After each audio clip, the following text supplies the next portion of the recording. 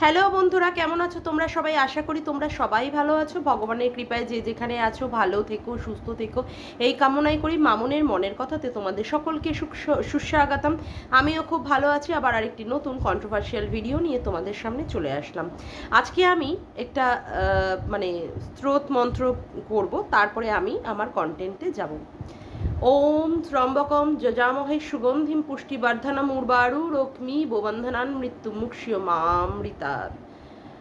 ওম নমঃ শিবায়, নমঃ শিবায়, নমঃ শিবায়। আমি শিব ঠাকুরের ভীষণ বড় ভক্ত এবং আমি আজকে শিব ঠাকুরের এই স্তুতি মন্ত্র দিয়ে আমার কিছু কিছু প্রশ্ন আমি দালালের কাছে রাখতে চাই। কালকে যে ভিডিওটা আমি দেখেছি, অর্থাৎ সোমনাথের ভিডিও থেকে, সোমনাথের চ্যানেল থেকে একটা 2.5 ঘন্টারও মতো একটা ভিডিও সে পাবলিশ করেছিল এবং সেটা দেখতে গিয়ে কালকে প্রায় সন্ধ্যাটা পুরো থেকে রাত অবধি প্রায় কাটিয়েই দিয়েছি।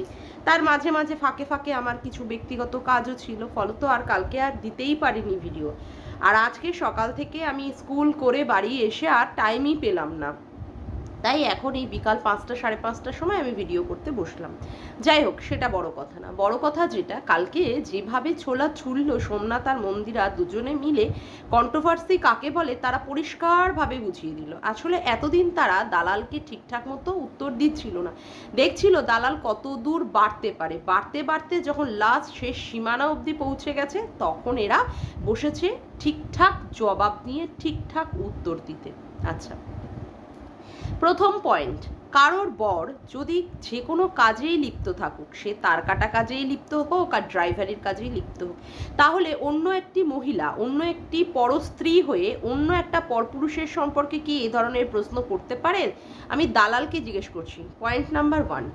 পয়েন্ট নাম্বার 2, কি বলেছে দালাল? দালাল আজকে লোকনাথ বাবার মাথায় হাত দিয়ে বলেছে দালাল নাকি ওই ফ্ল্যাটে মন্দিরাকেই শুধু নিয়ে গেছিল, মানে হুলকে সে নিয়ে যায়নি।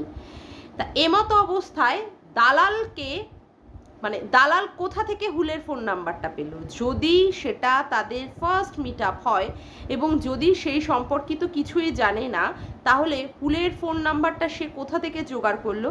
আর কি অভিসন্ধিতে সে প্রথমেই আগে হুলকে ফোন করে সেই 6 নম্বর প্ল্যাটফর্মের কথা জানতে পারলো? যদি সেটা ভাই সম্পর্কেই হয়, সে বলছে যে সে বুঝেছিল সেটা ভাই।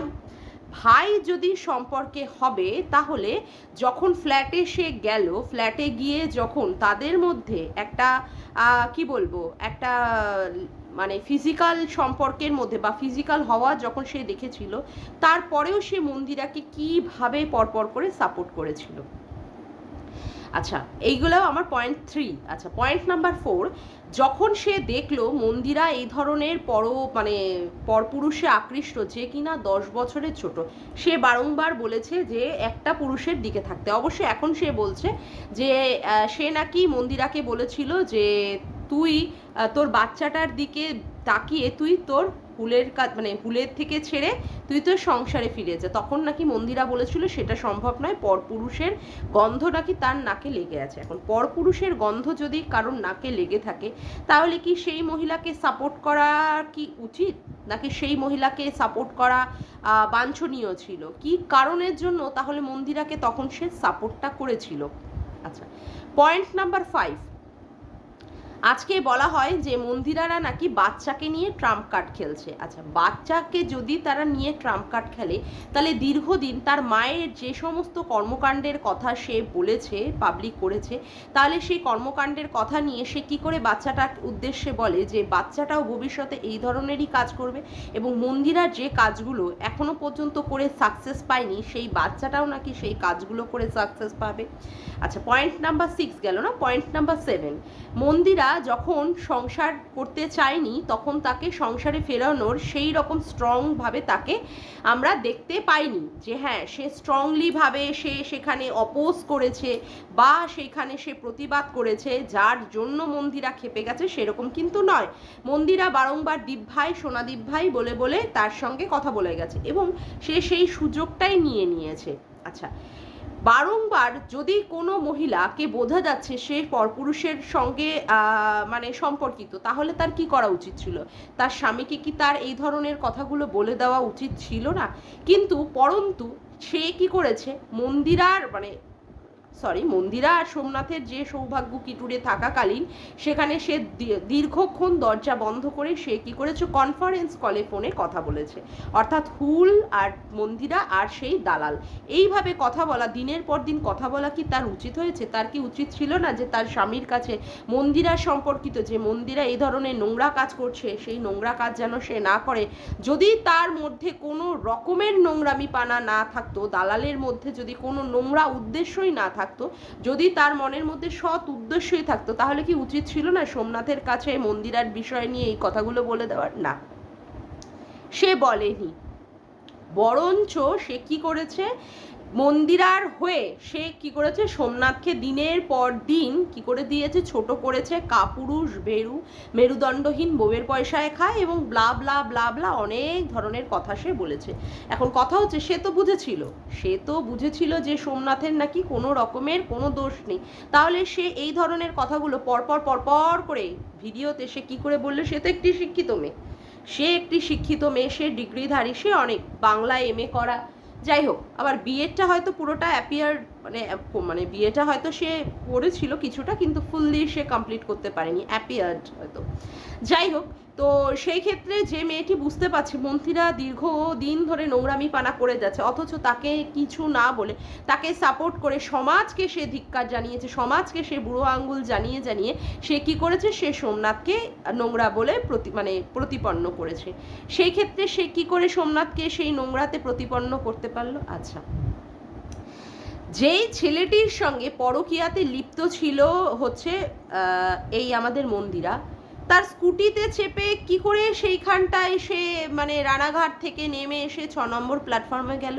সেও তো তার কাছে একটা পরপুরুষ। আমরা কি পরপুরুষের স্কুটিতে বা বাইকে অনায়াসেই উঠতে পারি?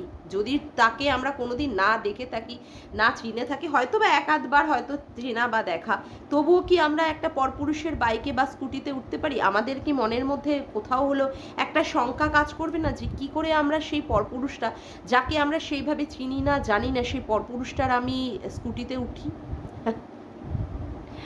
আচ্ছা, তারপরের কথা হচ্ছে, এই যে বারংবার মন্দিরাকে বলা হচ্ছে যে তুই যদি সতীর পানা করিস তাহলে তোকে আবার এই কল রেকর্ডিংগুলোকে আমি ছেড়ে দেবো। যদি কেউ ভালোভাবে আবার সংসারটা করতে চায়, যদি সে সত্যি সতী হতে চায়, তাহলে কি কল রেকর্ডিংগুলো কি খুব দরকার তার ক্ষেত্রে ব্যবহার করে তাকে আবার অসতী প্রমাণ করা? তার মানে কি চাওয়া হচ্ছে, যে মন্দিরা যাতে সারা জীবন অসতীই থেকে যাক, মন্দিরা যাতে সোমনাথের সাথে না কোনোদিন সংসার করুক, মন্দিরা যাতে হুলের সাথে সারা জীবন সম্পর্ক রেখে যাক এবং এটাকে কন্টেন্ট বানিয়ে দালাল সেটাকে বিক্রি করে খেতে পারে? যেই ছেলেটি 10 বছরের ছোট মন্দিরার থেকে, তাহলে আমাদের দালালের থেকে কত বছরের ছোট হতে পারে? অনেকটাই ছোট হতে পারে। সেই ছেলেটির মধ্যে দালাল কামুকতা দেখেছিল, সেই ছেলেটির মধ্যে দালাল অনেক বড় কি দেখেছিল, মানে অনেক কিছু গুণ দেখতে পেয়েছিল। সেখানে গিয়ে দালাল কমেন্ট করেছে, অমুক করেছে। আচ্ছা, দালাল কি করে আমাদের ইসের মধ্যে পৌরসত্ব দেখতে পেল? দালাল একটা পরপুরুষ, যাই হোক আমাদের কাছে সে ভাই বা অমুক যাই সম্পর্ক, কিন্তু হিসাব মতো তো পরপুরুষ। সেই পরপুরুষটার মধ্যে দালাল কি করে সের মধ্যে পৌরসত্ব পেয়েছিল? দালাল কি করে সোমনাথকে খাটো করে, সোমনাথ সপ্তাহে নাকি একদিন দেয় মন্দিরাকে, স্যাটিসফাইড করতে পারে না, অথচ হুল নাকি অনেকটাই স্যাটিসফাইড করতে পারে মন্দিরাকে, সে কি করে বুঝেছিল? সে কি তারটা ব্যবহার করেছিল, টেস্ট করেছিল হুলেরটা? না তো। তাহলে সে কি করে বুঝে গেল যে হুলের মধ্যে অনেকটাই কামুকতা রয়েছে, হুলের মধ্যে অনেক কিছুই গুণ রয়েছে, যার জন্য সে হুলকে কমিউনিটিতে দিয়েছিল? প্রশ্ন হচ্ছে যে মন্দিরা সোমনাথ যদি কাউকে কমিউনিটিতে দেয়, যেমন ওয়াইটির দাদাভাইকে কমিউনিটিতে দিয়েছে, আড়সকে কমিউনিটিতে দিয়েছে, তার জন্য মন্দিরাকে কি বলেছে, খামাচু ম্যান্ডি। আচ্ছা, তারপরে এই যে আমাকেও যেমন সীমাদি কমিউনিটিতে দিয়েছে, তাতেই তার সারগান ফেটে গেছে। সে যদি তার অপোনেন্ট পার্টি, আর ভুলে যাচ্ছি, পিয়া যখন আবার ইসেকে আমাদের রিম্পাকে কমিউনিটিতে দিয়েছিল, তো সে যখন দেখে যে তার অপোনেন্ট পার্টিকে এরকম বড় বড় ব্লগাররা যখন কমিউনিটিতে দেয়, তাহলে তার প্রচণ্ড পরিমাণে ফেটে যায়। আর সে যখন হুলকে কমিউনিটিতে দিয়েছিল, হুলের ওখানে গিয়ে যখন সে প্রশ্ন করেছিল, তাহলে সেই নিয়ে কেন কথা বলা হবে না, সেই নিয়ে কেন কন্ট্রোভার্সি করা হবে না? তাহলে দালাল কেন আজকে বলতে বসেছে যে আমি কোথায় কমেন্ট করব বা আমি কাকে কমিউনিটিতে দেবো, সেই নিয়েও লোকের প্রশ্ন। অবশ্যই কাউকে যদি কেউ কমিউনিটিতে দেয়, তাতে যদি দালালের সমস্যা থাকে, তাহলে দালাল যাদের যাদের কমিউনিটিতে দিচ্ছে, তাহলে তো অনেকেরই সেখানে সমস্যা থাকতেই পারে না? বিশেষ করে হুলের মতো একটা বদচরিত্রের ছেলে। ও না না না না, সে তো আবার এখন অসহায় হয়ে গেছে। দালাল তার মধ্যে খুঁজে পেয়েছে তার অসহায়তা, কতটা অসহায়। বলছি দালাল, তুই কি করে জানলি যে সে অসহায় ছিল? যে ছেলেটা 10 বছরের বড় একটি দিদির সাথে যে প্রেম করেছে, যে শারীরিক সম্পর্কে লিপ্ত হতে পেরেছে, সে অসহায়, তুই কি করে বুঝলি?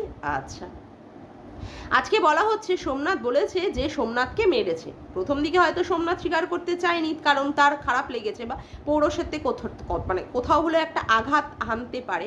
কিন্তু পরবর্তীকালে আমরা দেখেছি বা কালকেই সোমনাথ যেটা স্বীকার করলো, যে সোমনাথ বলেছে যে তাকেও মেরেছে, সেও মেরেছে। কিন্তু এই মারামারির ঘটনাটা কোনো জায়গায় কোনো ভিডিওতে, অর্থাৎ সোমনাথের ভিডিও হোক বা মন্দিরার ভিডিওতে হোক বা হুলের ভিডিওতে, কোথাও থেকেও জানা যায়নি। কোথা থেকে এই সূত্রপাত হয়েছে? হুলের ফোন থেকে। হুলের ফোন থেকে বলছে হেব্বি কেলিয়েছে, হেব্বি কেলিয়েছে। তার মানে ব্যাপারটা হচ্ছে এরা ফোনাফুনি করে জেনেছিল। এখন ফোনাফুনি করে যে জানছে যে মন্দিরা মানে সোমনাথ মার খেয়েছে, তাহলে এক্ষেত্রে তার কি স্বার্থ জড়িয়ে আছে? আমাদের কাছে হুল বা মন্দিরা তো কেউ মানে আমাদের কাছে দুশ্মন নয়, পার্সোনাল তাদের সাথে তো আমাদের কোনো দুশ্মনই নেই। তাহলে ও মার খেয়েছে জেনে তাতে করে এত উল্লাস বা এত আনন্দ তখন কেন পেয়েছিল এই আমাদের দালাল? কেন পেয়েছিল সেই দালাল? আচ্ছা, কেউ কোথা থেকে কোনো টাকা যদি কেউ তোলে, যেমন পিয়া টাকা তুলেছে বা অমুকে টাকা তুলেছে, সেই টাকার হিসাবটা কিন্তু মানে মন্দিরাকে, মানে সরি, এক্সট্রিমলি সরি, টাকার হিসাবটা অবশ্যই এখানে সেটা প্রযোজ্য নয়, তবুও আমি কথাটা বলছি, এর অনেকগুলো কারণ আছে।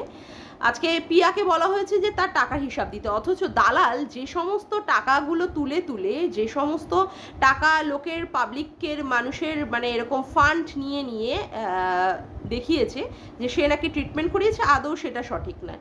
সে কিন্তু কোনোদিন সেই টাকার হিসাবটা দেয়নি। অথচ এই টাকার হিসাবের কথা দিয়ে বলতে গেলে সোমনাথকে বারংবার জিজ্ঞাসা করা হয়েছে সোমনাথ কত টাকা ইনকাম করে, সোমনাথ সংসারে কত টাকা কন্ট্রিবিউট করে। তাহলে তো এক্ষেত্রে আমাদেরও প্রশ্ন হতে পারে তার বর কত টাকা ইনকাম করে নিয়ে আসে এবং কত টাকা সে সংসারে কন্ট্রিবিউট করে। কেউ যদি অন্য পরপুরুষের মানে আয় সংক্রান্ত বা ট্রিটমেন্ট সংক্রান্ত যদি কেউ প্রশ্ন করে, তাহলে আমরাই বা তাকে কেন প্রশ্ন করব না যে সে কত টাকা ফান্ড তুলেছিল লোককে, পাবলিককে বোকা বানিয়ে, বা তার বরটিও কত টাকা ইনকাম করে তাকে সংসারে দেয়। সে বারংবার প্রশ্ন করবে, আর সেই প্রশ্নগুলো আমরা তাকে করতে পারবো না, তা তো কোনোদিন হতে পারে না, তাই না? আচ্ছা, তারপরে বলা হয়েছিল যে সে নাকি জানতোই না যে মন্দিরা আর হুল ইন্টু কুলুকুলু করে। সেই প্রশ্নের কিন্তু সে একটা বারও সে উত্তর দিল না। সে কিন্তু যখন সে হাত দিয়েছিল লোকনাথ বাবার মাথায়, সেই প্রশ্নটা কিন্তু সে মানে খুব সুন্দরভাবে এড়িয়ে গেল। এই প্রশ্নটারও কিন্তু উত্তর দিতে বলা হয়েছিল যে সে কি জানতো না যে মন্দিরার সঙ্গে আজকে হুলের একটা সম্পর্ক ইন্টু কুলুকুলুতে সম্পর্কে যুক্ত রয়েছে, তার জন্যই কিনা তার মানে খারাপ লেগেছে। আর সে তো জেনেই তাকে ফোন করেছে। আচ্ছা, ফোনের কথা, ফার্স্ট ফোনটা কে করেছিল? আজকে যখন দালাল বারংবার বলছে যে মন্দিরা নাকি তাকে ফোন করে করে তাকে বলেছে তুমি আসো, নাহলে তোমার হাজব্যান্ডকে নিয়ে আসো, যে তোমার আসতেই হবে, এরকমভাবে নাকি ফোনটা করেছে। কিন্তু প্রথম ফোনটা কে করেছিল? মন্দিরা করেছিল না দালাল করেছিল? মন্দিরা তো বলেই দিয়েছে এই প্রথম ফোনটা নাকি দালাল করেছিল। যখন জানতে পেরেছিল মন্দিরার সাথে নাকি সোমনাথের ডিভোর্স হয়ে যাচ্ছে, তখন নাকি কেঁদে কেঁদে নাকি ফোনটা করেছিল। তাহলে সে আজকে লোকনাথ বাবার মাথায় যখন হাত দিয়ে যখন কথাগুলো বলল, তখন কেন সে স্বীকার করলো না যে ফোনটা তাহলে কে করেছিল? ফোনটা দালাল করেছিল না মন্দিরা করেছিল? কে করেছিল? আচ্ছা, তারপরে কথা হচ্ছে হুলের যে স্কুটির পেছনে চেপে যে সে 6 নম্বর প্ল্যাটফর্মে গিয়েছিল কি মানে যায়নি, সেটা কেন সে মানে কি বলে ওই লোকনাথ বাবার মাথায় হাত দিয়ে কেন সে বলতে পারলো না যে সে যায়নি? তাকে যে বলা হচ্ছে যে সে যায়নি বা সে গেছে হুলের স্কুটির পেছনে, তাহলে সে সেটার ক্লারিফিকেশন কেন দিল না? আচ্ছা, তারপরে বলা হচ্ছে, এক সেকেন্ড, সে নাকি মন্দিরাকে বলেছিল যে তুই তোর বাচ্চাটার মুখের দিকে তাকিয়ে হলেও তুই ফেরত যা সোমনাথের কাছে। সে নিজেই কনফেস করলো। তাহলে সে সোমনাথকে ফোন করে কেন বলেছিল যে এ সংসার করার মেয়ে না, তুই একে ডিভোর্স দিয়ে দে? তাহলে সে তো মানে বরের ঘরের মাসি আর কনের ঘরের না, কনের ঘরের মাসি আর বরের ঘরের পিসির মতো কাজ করছে না ব্যাপারটা? মানে চোরকে বলছে চুরি কর, আবার গৃহস্থকে বলছে সজাগ থাক, ব্যাপারটা তো সেরকম হয়ে গেল। আচ্ছা, এবার ব্যাপারটা হচ্ছে যে তাকে মানে সে বলছে যে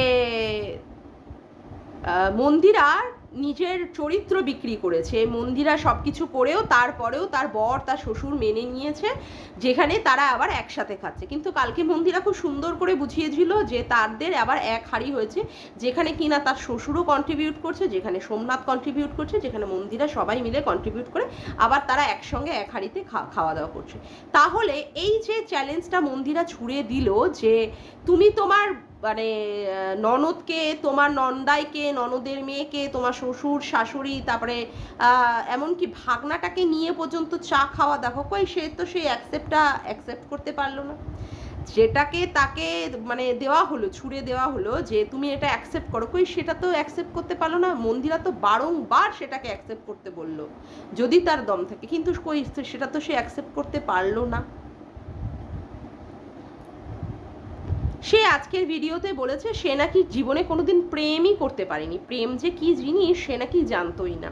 24টা বছর বয়সে নাকি তার বিয়ে হয়ে গেছিল। কিন্তু এই না সে বলেছিল বিয়ের আগে কোনো একটি বিবাহিত পুরুষ যার ফোনের মাধ্যমে সে নাকি প্রেমে পড়েছিল, এবং সেখানে তার প্রেমটা সেইভাবে গড়ায়নি, কারণ সেখানটায় সে জানতেই পারতো না, প্রথমে জানেইনি যে সে বিবাহিত, পরবর্তীকালে নাকি সে জেনেছিল যে সে বিবাহিত, তারই তো মুখ থেকে আমরা শুনেছি।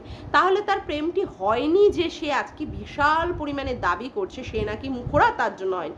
তাহলে আগেরটা কি ছিল যে সেই কথাটা যে সে বলেছিল যে হ্যাঁ তার নাকি এরকম একটা বাবার বয়সী একটা লোকের সাথে তার প্রেম হয়েছিল যে কিনা বিবাহিত ছিল। তার মানে ব্যাপারগুলো এতক্ষণ ধরে যে ব্যাপারগুলো চললো সে ব্যাপারগুলো হচ্ছে সে পুরোটাই মিথ্যে কথার উপরে চালিয়ে গেছে।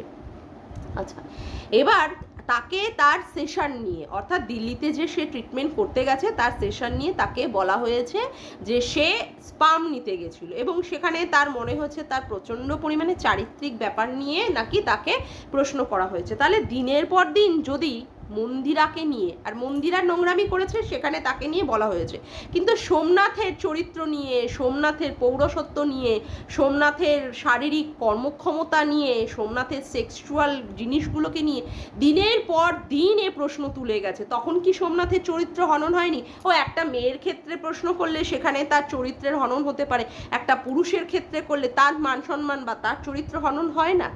তাহলে তো আজকে তার এই ধরনের কথাগুলো শোনার আগে তো তাহলে তার 100 বার ভাবা উচিত ছিল যে সে যে ব্যাপারগুলো নিয়ে কন্ট্রোভার্সি করছে বা করেছিল, তাহলে এই রিটার্ন তাকে ফেরত পেতে হবে, তাই নাকি বন্ধুরা?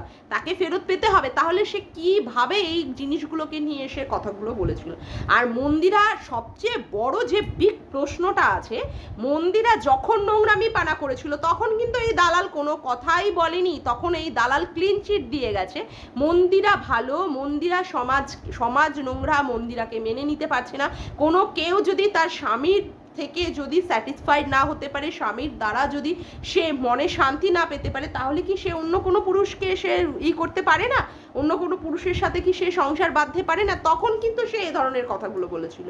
কিন্তু মন্দিরা যখন সমস্ত কিছু ঝেড়ে ফেলে দিয়ে আবার সুন্দর করে সংসার করছে, তখন মন্দিরাকে বারংবার বলা হচ্ছে তুই খামাচু ম্যান্ডি, তুই 12 ভাতারি, তুই সাতছিনালি, তুই নোংরামি পানা করেছিস, তোকে 12 জন লোকে মিলে চেটেছে, তারপরেও তোকে তোর বর নিয়ে ঘর করছে, তোকে সবাই ঠুকরে ঠুকরে খেয়েছে, তোর পয়সার জন্যই তোর শ্বশুর শাশুড়ি তোর বর তোকে ভালোবাসে, এইগুলো হচ্ছে সব লোক দেখানি।